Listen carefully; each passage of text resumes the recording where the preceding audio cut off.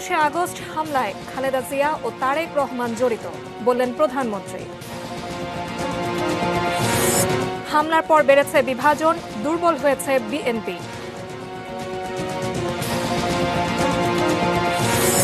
আসামিদের সাজা বহাল রাখতে সর্বোচ্চ লড়াই করবে রাষ্ট্রপক্ষ। ঘটনাস্থলে নেওয়া হয়েছে সিনহা হত্যার আসামি ওসি প্রদীপকে।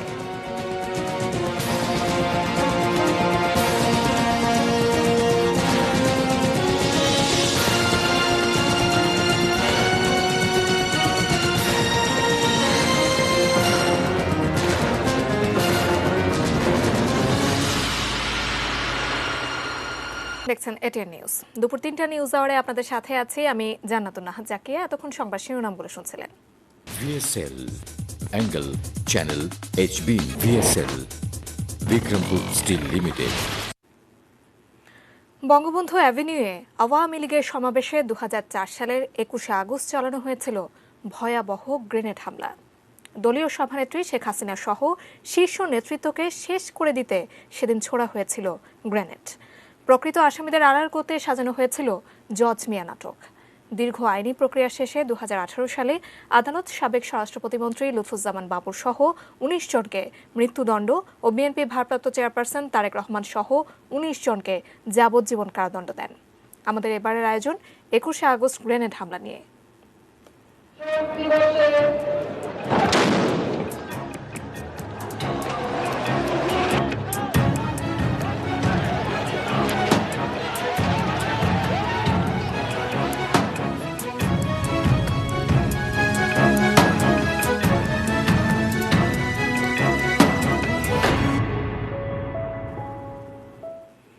এবার বিস্তারিত। 21শে আগস্ট গ্রেনেড হামলার সাথে খালেদা জিয়া ও তার ছেলে তারেক রহমান জড়িত বলে অভিযোগ করে প্রধানমন্ত্রী শেখ হাসিনা বলেছেন, তৎকালীন সরকারের মদদ ছাড়া এই হামলা সম্ভবই ছিল না। 21শে আগস্ট গ্রেনেড হামলায় নিহতদের স্মরণে আয়োজিত আলোচনা সভায় সকালে এসব কথা বলেন তিনি। 2004 সালের 21শে আগস্ট গ্রেনেড হামলায় নিহতদের স্মরণে দলের কেন্দ্রীয় কার্যালয়ে আলোচনা অনুষ্ঠানের আয়োজন করে আওয়ামী লীগ। তবে করোনা পরিস্থিতির কারণে গত বেশ কিছুদিনের মতো এদিনেও ভিডিও কনফারেন্সের মাধ্যমে আলোচনায় যোগ দেন প্রধানমন্ত্রী শেখ হাসিনা গণভবন থেকে। এবং আমাকে হত্যার উদ্দেশ্য নিয়ে এই ঘটনাটা ঘটিয়েছিল। শেখ হাসিনার অভিযোগ, বঙ্গবন্ধুর হত্যার সাথে সরাসরি জড়িত ছিলেন জিয়াউর রহমান, আর 21শে আগস্ট তাকে হত্যা করতে চেয়েছিল খালেদা জিয়া ও তারেক রহমান। জিয়াউর রহমান যে তাদের সাথে একটা যোগাযোগ এবং তাদের সঙ্গে যে সম্পূর্ণ সম্পর্ক ছিল, এটা তো আজকে দিবালোকের মধ্যে স্পষ্ট।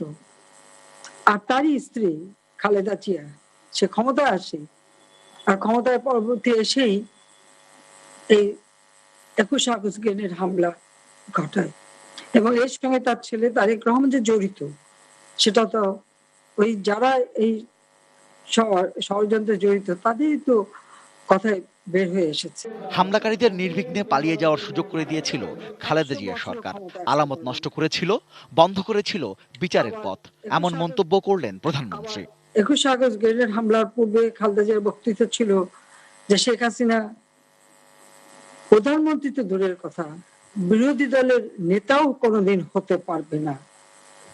এই ভবিষ্যৎবাণী খালেদা জিয়া কিভাবে দিয়েছিল?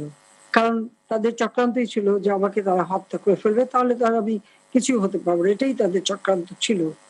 গ্রেনেড হামলা থেকে ভাগ্যগুণে বেঁচে যাওয়া আওয়ামী লীগ সভাপতি বললেন, বাংলাদেশের মানুষের জন্য কিছু করবেন বলেই হয়তো সৃষ্টিকর্তা তাকে সেদিন বাঁচিয়েছিলেন। আমি জানি না আল্লাহ কেন বাঁচিয়ে রেখেছেন, বাংলাদেশের মানুষের জন্যই কিছু যাতে করতে পারি, সেই জন্যই তারা বাঁচিয়ে রেখেছেন। প্রধানমন্ত্রী বললেন, বিএনপির কাছে ক্ষমতা মানেই দুর্নীতি করার অবাধ সুযোগ। এরা স্বাধীনতায় বিশ্বাস করে না, মুক্তিযুদ্ধের চেতনায় বিশ্বাস করে না। ক্ষমতা হচ্ছে দুর্নীতি করে টাকা বানানো, এবং তারা যে দুর্নীতি করে গেছে এবং দুর্নীতির যে বিষ বৃক্ষ রচনা করে গেছে সারা বাংলাদেশে, আজকে তার কুফল বাংলাদেশ ভোগ করছে। আমরা সরকার আসার পরে এক এক করে সেগুলো আমরা ধরছি, উদ্ঘাটন করছি। Rezwan Foyez, ATN news, Dhaka. তারেক রহমানকে দেশে ফিরিয়ে এনে 21শে আগস্ট গ্রেনেড হামলায় হত্যা মামলার রায় কার্যকরের ঘোষণা দিয়েছেন আওয়ামী লীগ সাধারণ সম্পাদক ওবায়দুল কাদের। ওই হামলায় নিহতদের প্রতি শ্রদ্ধা জানাতে আওয়ামী লীগ নেতাকর্মীরা সকাল থেকেই বঙ্গবন্ধু অ্যাভিনিউয়ের ঘটনাস্থলে আসেন। ঠিক যেই জায়গায় ছোড়া হয়েছিল গ্রেনেড সেখানে ফুলের শ্রদ্ধার্ঘ্য অর্পণের সাথে স্লোগানে স্লোগানে স্মরণ করা হয় শহীদদের। শ্রদ্ধা জানান নিহতদের স্বজন, আহতদের অনেকে, আর কেন্দ্রীয় আওয়ামী লীগ ও এর অঙ্গ সংগঠনগুলোর নেতাকর্মীরা। প্রধানমন্ত্রী শেখ হাসিনার পক্ষে শহীদদের প্রতি শ্রদ্ধা নিবেদন করেন দলের জ্যেষ্ঠ নেতারা। এরপর ভিডিও কনফারেন্সে দলের সভানেত্রী ও প্রধানমন্ত্রীর ভাষণ শোনেন সবাই। তার আগে দলের সাধারণ সম্পাদক বলেন, ইতিহাস কাউকে ক্ষমা করবে না। ইতিহাস বড় নির্মম, যাকে তারা সেদিন টার্গেট করেছিল তার হাত দিয়ে শুরু হয় এই নির্মমতার বিচার। ইতিমধ্যে রায় হয়েছে, এখন উচ্চ আদালতে আপিল নিষ্পত্তির অপেক্ষা। যারা বিদেশে আছে, বিশেষ করে তারেক রহমান খুনিদের দেশে ফিরিয়ে এনে তাদের দণ্ড কার্যকর করা হবে। শেখ হাসিনা সহ আওয়ামী লীগের শীর্ষ নেতৃত্বকে শেষ করে দেওয়ার উদ্দেশ্যে সেদিন আওয়ামী লীগের সমাবেশে ছোড়া হয়েছিল একের পর এক গ্রেনেড। কিভাবে চালানো হয়েছিল ভয়াবহ সেই হামলা, জানাচ্ছেন সহকর্মী রেজওয়ান ফয়েজ। 2004 সালের 21শে আগস্ট বঙ্গবন্ধু অ্যাভিনিউয়ে আওয়ামী লীগের এই সমাবেশে উপস্থিত নেতাকর্মীরা তখনও টের পাননি। এরই মধ্যে তাদের সাথে মিশে গেছে বেশ কয়েকজন প্রশিক্ষণপ্রাপ্ত ঠান্ডা মাথার খনি। সঙ্গে তাজা গ্রেনেড, মূল টার্গেট আওয়ামী লীগ প্রধান শেখ হাসিনা।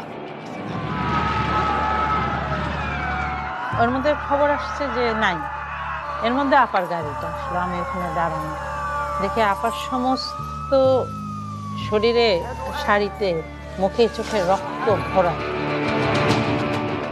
একটু পরে শুরু হবে যে হামলা, তার পরিকল্পনা সাজানো হয়েছে অতি গোপনে, সময় নিয়ে, ঠান্ডা মাথায়।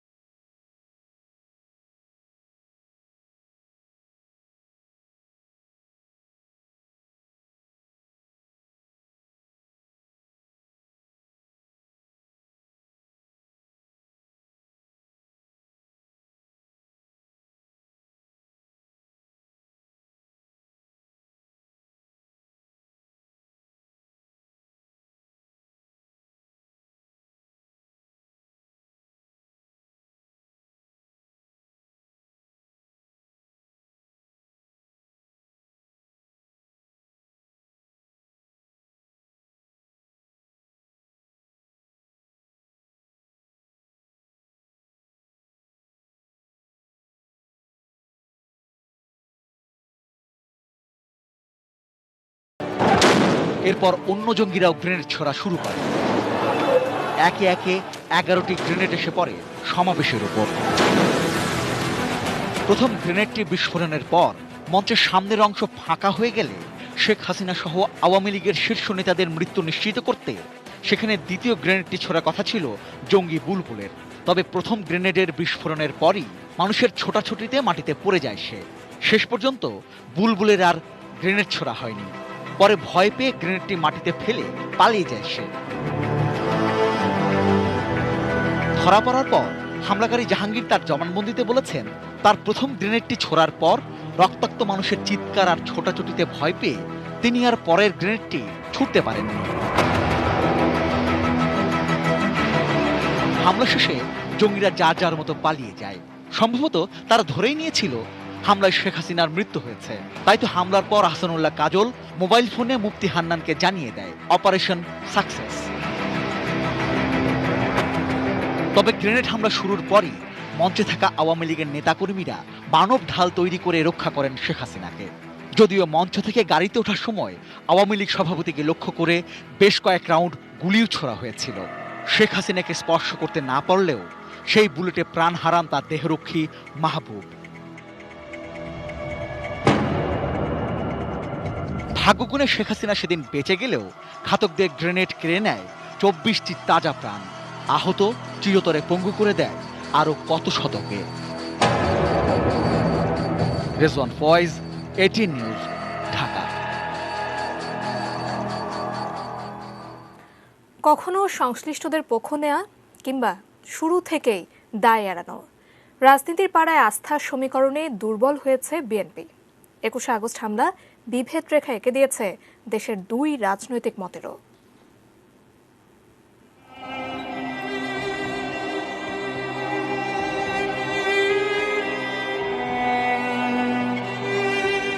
হামলার ক্ষতটা কতটা গভীরে তখনও আঁচ করা যাচ্ছিল না, কিন্তু ক্ষমতাসীন 4 দলীয় জোটের বক্তব্য, আচরণ যে বার্তা দিয়েছে তা 21 আগস্ট গ্রেনেড হামলায় রাজনৈতিক দল আওয়ামী লীগের ক্ষত সারানো তো দূরে থাক, বরং গভীর করেছে আরো। সরকার এর সাথে জড়িত, এটাই প্রমাণ করে যে আজকে তারা লাশটা পর্যন্ত দিচ্ছে না জানাজা পড়তে। শুরুটা ঘটনার দিনে রমনা থানার মামলা না নেওয়ার ইস্যু থেকে। নানা প্রশ্ন, সন্দেহ সেই থেকেই ঘর বেঁধেছে সাধারণের মনেও। মামলাটা ওনারা মামলা হিসাবে না নিয়ে সাধারণ ডায়েরি হিসাবে অন্তর্ভুক্ত করেছে। সেই সাথে সংসদে হাসি তামাশা করা, ভ্যানিটি ব্যাগ তত্ত্ব, হত্যাকাণ্ডে ব্যবহৃত গ্রেনেড সহ অন্য আলামত লোপাটের সুযোগ কিংবা জজ মিয়া নাটক। ঘটনা নিয়ে বিএনপির উপরে আওয়ামী লীগের যত অভিযোগ তার সবগুলো নিজেরাই প্রমাণ করেছে বিএনপি। ওগুলো কোনো বিষয়বস্তুই না। রাজনীতির মাঠে নানা চালে নিজেদের এগিয়ে রাখতে চাইবে দলগুলো, কিন্তু এমন আচরণে কে এগুলো, কেই বা পিছালো। নির্বোধের মতন তারা যে নিজেরা এই দায়টা নিজেদের কাঁধে নিয়ে নিয়েছে এই বিএনপির শীর্ষ নেতৃত্ব, এতে কোনো সন্দেহের কারণ নাই। কারণ ঘটনাটি যখন ঘটে তারপরে দল হিসেবে বিএনপির যে আচরণ আমরা দেখেছি এটা ছিল খুব নিন্দনীয়, এবং সংসদে তারা এটা নিয়ে কৌতুক করেছে। আমাদের দেশের সার্বিক যে গণতান্ত্রিক রাজনীতি সেটার পিঠে যে কুঠারাঘাত করা হয়েছে, যে পেছনে যে ছুরি মারা হয়েছে, এইটা থেকে বের হওয়া এটা খুবই কঠিন একটা কাজ। যখন আওয়ামী লীগ পুরো ঘটনাকে 15ই আগস্টে জাতির পিতা বঙ্গবন্ধু শেখ মুজিবুর রহমানকে সপরিবারে হত্যার পর সবচেয়ে বড় আঘাত হিসেবে দেখে, তখন রাজনৈতিক প্রতিপক্ষ বিএনপি শুরু থেকে এখন পর্যন্ত অভিযুক্তদের পক্ষ নিয়েছে অসংখ্যবার। রায়ের প্রতিবাদে করেছে রাজনৈতিক কর্মসূচিও।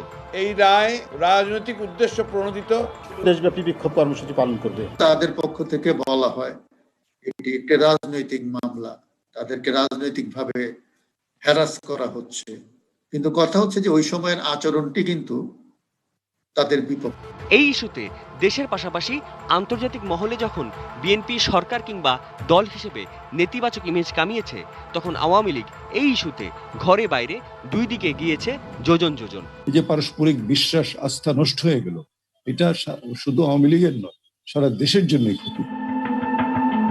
সাদাত হাবিবি সেতু, এটিএন নিউজ, ঢাকা।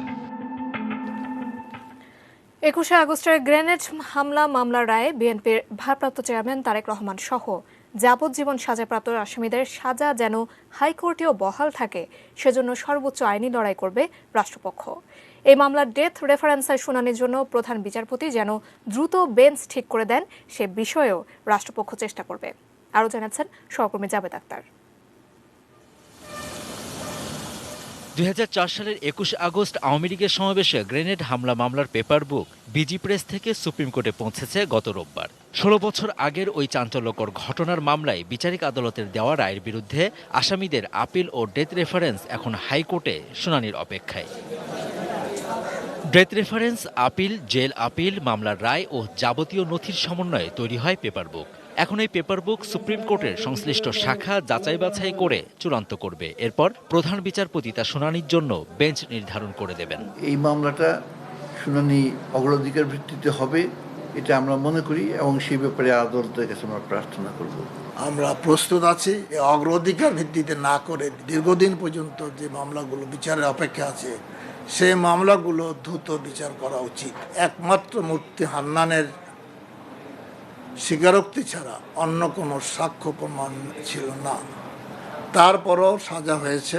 রিইনভেস্টিগেশনের নামে এই মামলাটিকে রাজনৈতিককরণ করা হলো। তবে রাষ্ট্রের সর্বোচ্চ আইন কর্মকর্তা বলছেন একটি রাজনৈতিক দলকে নিশ্চিহ্ন করার জন্য 21 আগস্টের নারকীয় ঘটনার মামলায় আপিল ও ডেথ রেফারেন্সের শুনানির বিষয়টি অগ্রাধিকার পাবে।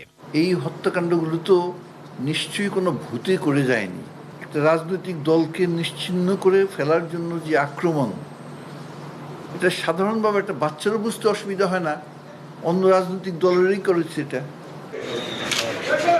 বাংলাদেশের রাজনৈতিক ইতিহাসে নৃশংস এই ঘটনায় করা দুটি মামলায় 2018 সালের 10 অক্টোবর ঢাকার 1 নম্বর দ্রুত বিচার ট্রাইব্যুনালের বিচারক শাহিদ নুরউদ্দিন, বিএনপি জামাত জোট সরকারের সাবেক স্বরাষ্ট্র প্রতিমন্ত্রী লুৎফুজ্জামান বাবর ও সাবেক উপমন্ত্রী আব্দুস সালাম পিন্টু সহ 19 জনকে মৃত্যুদণ্ড দেন। আর বিএনপি চেয়ারপারসন খালেদা জিয়ার বড় ছেলে ও বর্তমানে দলটির senior vice chairman Tarique Rahman, Khaleda জিয়ার রাজনৈতিক সচিব হারিস চৌধুরী সহ 19 জনকে দেয়া হয় যাবজ্জীবন কারাদণ্ড। এছাড়া 11 পুলিশ ও সেনা কর্মকর্তাকে বিভিন্ন মেয়াদে কারাদণ্ড দেন বিচারিক আদালত। নর্মালি নিচের কোর্টে যদি যাবজ্জীবন কারাদণ্ড দেয়, সেক্ষেত্রে উচ্চ আদালতে ফাঁসির জন্য আপিল করে কোনো লাভ হয় না। যে সাজাটা আছে সেটি যাতে বহাল থাকে, এটি আমাদের প্রচেষ্টা হবে। নিয়ম অনুযায়ী বিচারিক আদালতে মৃত্যুদণ্ড প্রাপ্তদের মৃত্যুদণ্ড কার্যকর করতে অনুমোদন লাগে উচ্চ আদালতের। সেই অনুমোদনের জন্য রায় ও মামলার নথি সহ যে আবেদনটি করা হয় সেটি ডেথ রেফারেন্স। হত্যা ও বিস্ফোরক দ্রব্য আইনের 2 মামলায় ডেথ রেফারেন্স সহ 37,385 পৃষ্ঠার মামলার নথি হাইকোর্টে আসে 2018 সালের 27 নভেম্বর। সবশেষ গত বছরের 23 জানুয়ারি বিচারপতি এম ইনায়েতুর রহিম ও বিচারপতি মোহাম্মদ মুস্তাফিজুর রহমানের হাইকোর্ট বেঞ্চ 44 আসামির জেল আপিল শুনানির জন্য গ্রহণ করে স্থগিত করেন তাদের অর্থদণ্ড। একই সঙ্গে মামলার বিচারিক আদালতের নথিও তলব করেন আদালত। Javed Akhtar, ATN news, Dhaka. 21 August grenade হামলা নিয়ে আরও প্রতিবেদন থাকছে আমাদের সংবাদের পরের অংশে। দেখার আমন্ত্রণ রইল আপনাদের। এই মুহূর্তে নেব বাজে স্টিল বিরতি, এরপর আরো জানিয়ে ফিরব।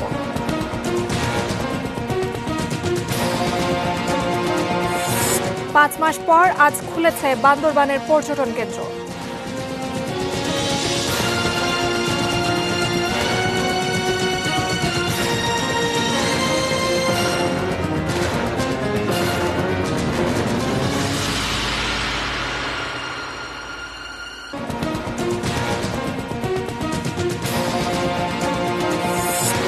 একুশে আগস্ট হামলায় খালেদা জিয়া ও তারেক রহমান জড়িত বললেন প্রধানমন্ত্রী। হামলার পর বেড়েছে বিভাজন, দুর্বল হয়েছে বিএনপি।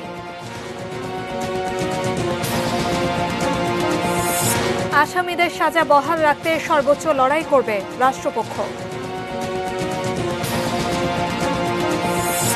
ঘটনাস্থলে নেওয়া হয়েছে সিনহা হত্যার আসামি ওসি প্রদীপকে।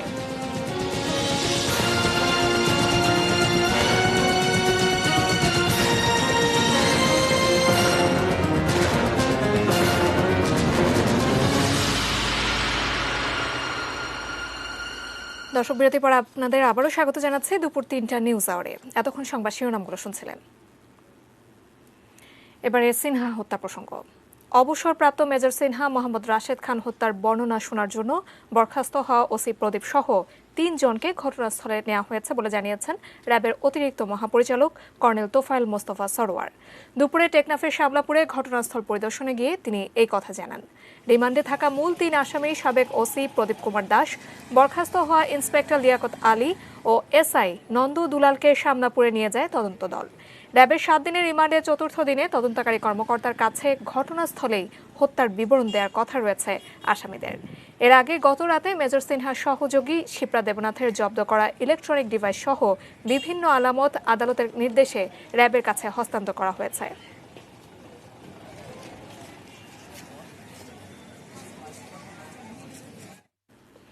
দর্শক, আবারও ফিরছে 21শে আগস্টের বিশেষ আয়োজনে। 16 বছর পরও ধরা ছোঁয়ার বাইরে 21শে আগস্ট গ্রেনেড হামলা মামলার দণ্ডিত 16 আসামি। তারেক রহমান সহ আসামিদের কয়েকজন বিদেশে প্রকাশ্যে থাকলেও পুলিশের নথিতে তারা পলাতক। 2 ভাই ভারতের তিহার জেলে থাকলেও নানা জটিলতায় তাদের ফিরিয়ে আনা যাচ্ছে না। আসামিরা কে কোথায় আছেন জানাচ্ছেন সহকর্মী সাব্বির আহমেদ।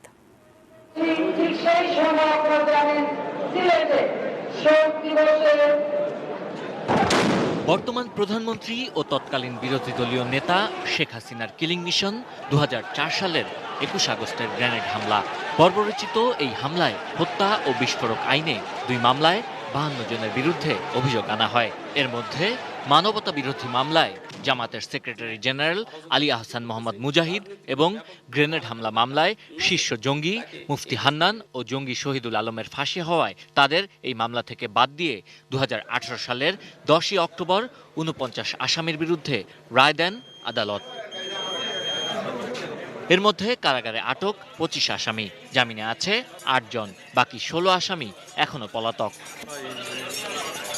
পলাতকদের তালিকায় রয়েছে বিএনপির ভারপ্রাপ্ত চেয়ারম্যান ও বেগম খালেদা জিয়ার বড় ছেলে তারেক রহমান। পুলিশের খাতায় পলাতক হলেও প্রতিনিয়ত যুক্তরাজ্যে প্রকাশ্যে বিভিন্ন রাজনৈতিক কর্মসূচিতে অংশ নিচ্ছে যাবজ্জীবন কারাদণ্ডে দণ্ডিত এই আসামি। তার নামে পুলিশের আন্তর্জাতিক সংস্থা ইন্টারপোলের কোনো রেড অ্যালার্টও নেই। বাকি 15 আসামির মধ্যে মাত্র 3 জনের নামে বর্তমানে ইন্টারপোলের রেড অ্যালার্ট রয়েছে। এরা হলো বিএনপি জামাত জোট সরকারের সাবেক উপমন্ত্রী আব্দুস সালাম পিন্টুর ভাই জঙ্গি নেতা মাওলানা তাজউদ্দিন। পুলিশের ধারণা সে দক্ষিণ আফ্রিকায় আছে। পিন্টুর আরেক ভাই রাতুল আহমেদ বাবু। পুলিশের মতে আফ্রিকার কোন দেশে আছে রাতুল বাবু। রেড অ্যালার্টধারী তৃতীয় জন খালেদা জিয়ার রাজনৈতিক সচিব হারিস চৌধুরী। পুলিশের দাবি ভারত দুবাই হয়ে সেও এখন যুক্তরাজ্যে। আরেক বিএনপি নেতা ও সাবেক প্রতিমন্ত্রী কাজী শাহ মোফাজ্জল হোসেন কায়কোবাদের নামে রেড অ্যালার্ট জারি হলেও পরে তা সরিয়ে নেয় ইন্টারপোল। ধারণা করা হচ্ছে সে সৌদি আরবে আছে, তবে নিশ্চিত নয় পুলিশ। এর বাইরে 21শে আগস্ট গ্রেনেড হামলা মামলার অন্যতম আসামি 2 সহোদর মোস্তাকিন ও মোরসালিন ভারতের তিহার জেলে আটক রয়েছে। এছাড়া হানিফ এন্টারপ্রাইজের মালিক মোহাম্মদ হানিফ রয়েছে মালয়েশিয়া অথবা থাইল্যান্ডে। ডিজিএফআই এর সাবেক পরিচালক অবসরপ্রাপ্ত মেজর জেনারেল এটিএম আমিন মার্কিন যুক্তরাষ্ট্রে এবং অবসরপ্রাপ্ত লেফটেন্যান্ট কর্নেল সাইফুল ইসলাম জোয়ারদার কানাডায় অবস্থান করছে বলে বিভিন্ন সময়ে দাবি করেছে আইনশৃঙ্খলা বাহিনী। এর বাইরেও পলাতক আসামিদের মধ্যে জঙ্গি শফিকুর রহমান, মুফতি আব্দুল হাই, জাহাঙ্গীর আলম বদর, ইকবাল, খলিলুর রহমান, মাওলানা লিটন ওরফে জোবায়ের ওরফে দেলোয়ার কোথায় আছে সে বিষয়ে কোনো সুনির্দিষ্ট তথ্য নেই আইনশৃঙ্খলা বাহিনীর কাছে। Sabbir Ahmed, ATN news, Dhaka. Social ইসলামী ব্যাংক লিমিটেড বাণিজ্য সংবাদ।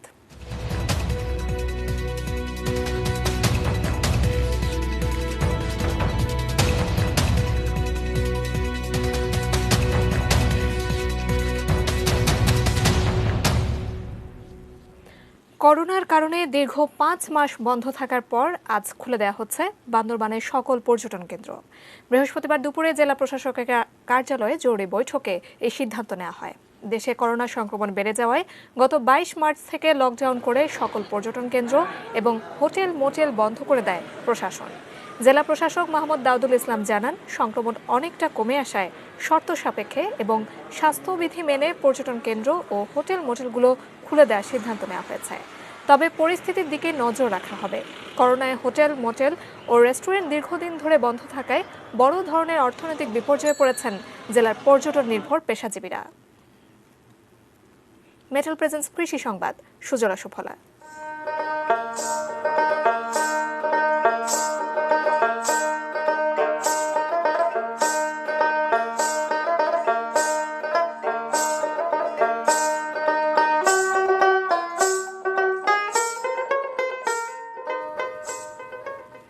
ফলের বাগান করে ভাগ্য বদলের স্বপ্ন দেখছেন মাদারীপুরের বিদেশ ফেরত তরুণ শহীদুল ইসলাম। জেলা সদরের শিরখাড়া ইউনিয়নের সারিয়ারবাগ গ্রামের এই তরুণ 2017 সালে 3 একর জমিতে শুরু করেন ফলের বাগান। তার বাগানে এখন আছে আম্রপালি, ল্যাংড়া, হিমসাগর, হাড়ি ভাঙা সহ অন্তত 12 জাতের দেশি বিদেশি আম গাছ। আছে কমলা, মাল্টা, থাইল্যান্ডের জাম্বুরা, মিষ্টি তেঁতুল, আরবের খেজুর, পেঁপে, থাই কাঁঠাল, বহেরা, হরিতকি সহ নানা জাতের লেবু। শহীদুল জানান, এরই মধ্যে তার বাগানের অনেক গাছ থেকেই ফলন পাচ্ছেন। সামনে সব গাছে ফল ধরলে লাভের পরিমাণ আরও বাড়বে।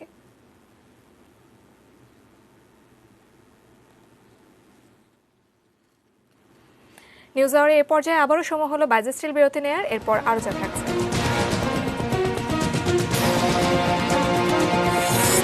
যুক্তরাষ্ট্রকে অন্ধকারে ডুবিয়ে রেখেছেন ট্রাম্প, অভিযোগ বাইডেনের। এবং ইউরোপা লিগের ফাইনালে আজ মুখোমুখি ইন্টার মিলান ও সেভিয়া।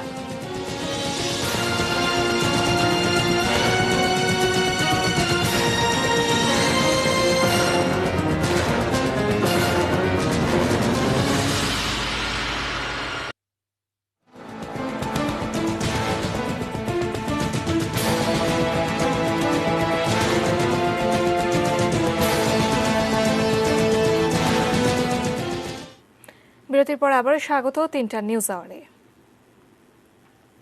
বঙ্গবন্ধু ফাউন্ডেশন যুক্তরাষ্ট্রের আয়োজনে নিউ ইয়র্কে জাতির জনক বঙ্গবন্ধু শেখ মুজিবুর রহমানের ঘাতক দণ্ডপ্রাপ্ত পলাতক খুনি রাশেদ চৌধুরীকে দেশে ফেরত পাঠানোর দাবিতে মানববন্ধন অনুষ্ঠিত হয়েছে।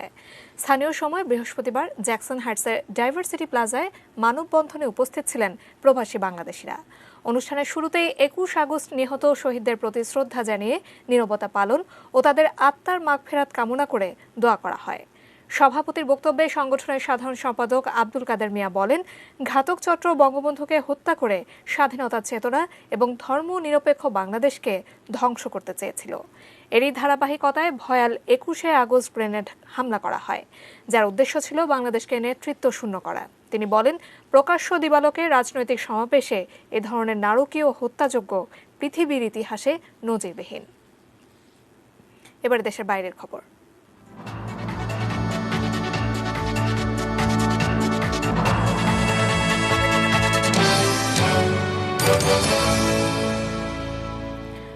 যুক্তরাষ্ট্রকে অন্ধকারে ডুবিয়ে রেখেছেন ডোনাল্ড ট্রাম্প। ডেমোক্র্যাট কনভেনশনে তার বক্তব্যে কথা বললেন নভেম্বরের প্রেসিডেন্ট নির্বাচনে ডেমোক্র্যাট প্রার্থী জো বাইডেন। নিজ শহর উইলমিংটন থেকে দেওয়া বক্তব্যে সাবেক এই ভাইস প্রেসিডেন্ট তাকে প্রেসিডেন্ট নির্বাচিত করতে ভোটারদের প্রতি আহ্বান জানান। তার উপর আস্থা রাখতে অনুরোধ করে তিনি ঐক্যবদ্ধভাবে যুক্তরাষ্ট্রকে অন্ধকার থেকে আলোর পথে নিয়ে যাওয়ার কথা বলেন।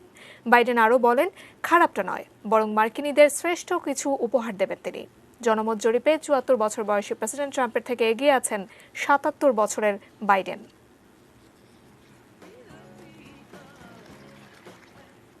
খেলার খবর।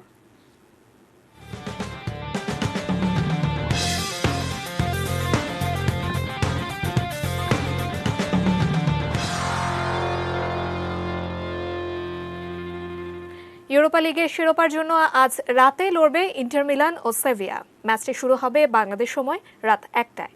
ইউরোপা লিগে সেভিয়া 6 বার ফাইনালে উঠেছে, এর মধ্যে 5 বারই শিরোপা জিতেছে তারা। তবে এর আগে ইউরোপা লিগে সেভিয়া কখনোই ইন্টার মিলানের মুখোমুখি হয়নি। এদিকে 10মবারের মতো ফাইনাল খেলতে যাওয়া ইন্টার মিলান শিরোপা জিততে পেরেছে মাত্র 3 বার। ইউরোপা লিগে তাদের সর্বশেষ ট্রফি 1998 সালে। শিরোপা খরা কাটাতে বদ্ধপরিকর এবারের আসরে অপরাজিত থেকে ফাইনাল নিশ্চিত করা ইতালিয়ান ক্লাবটি। তবে দুর্দান্ত ফর্মে থাকা সেভিয়ার বিপক্ষে তাদেরকে কঠিন লড়াই করতে হবে। সেমিতে ম্যানিউকে হারিয়ে ফাইনালে উঠেছে সেভিয়া। ওই ম্যাচে 6টি সেভ করে ম্যাচ সেরা হন স্প্যানিশ ক্লাবটির গোলরক্ষক ইয়াসির বোনো।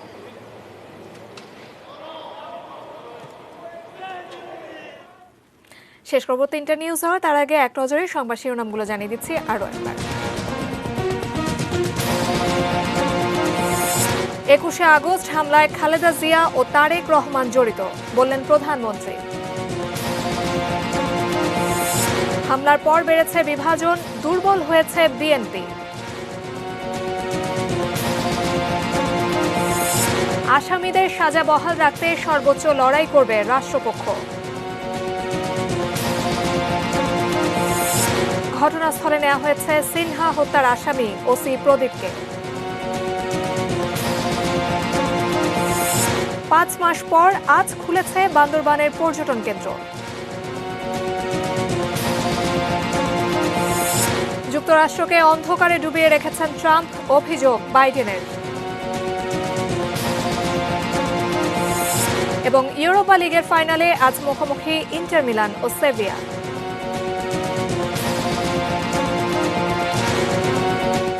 এই ছিল নিউজ আওয়ার। সঙ্গে থাকুন, দেখতে থাকুন এটিএন নিউজ। আর এটিএন নিউজের ব্রেকিং নিউজ আপনার মোবাইলে পেতে টাইপ করুন START স্পেস AN, পাঠিয়ে দিন 5959 এই নম্বরে। ধন্যবাদ।